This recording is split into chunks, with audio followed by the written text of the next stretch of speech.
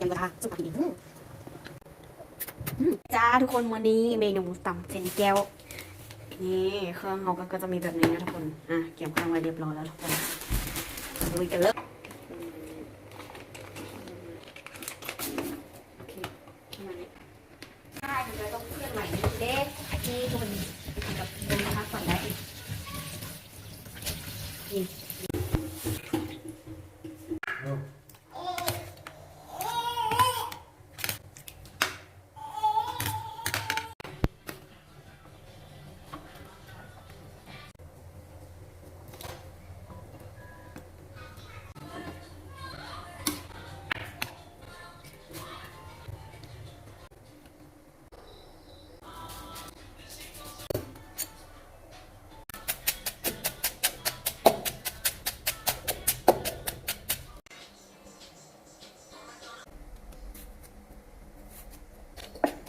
วิดีโอ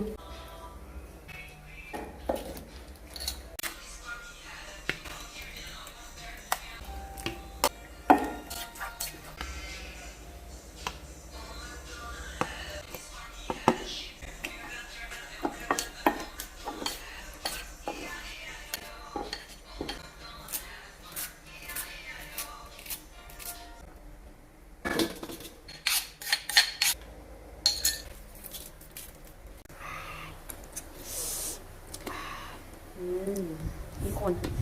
ตักเส้นแก้วเยอะๆจ้าสู้ตักกินเอง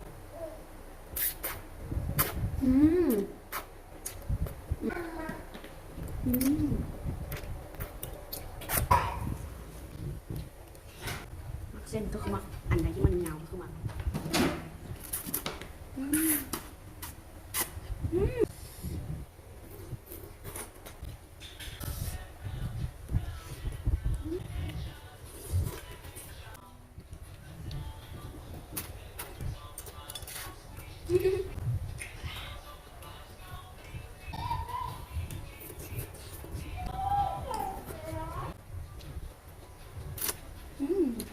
นี่จ้า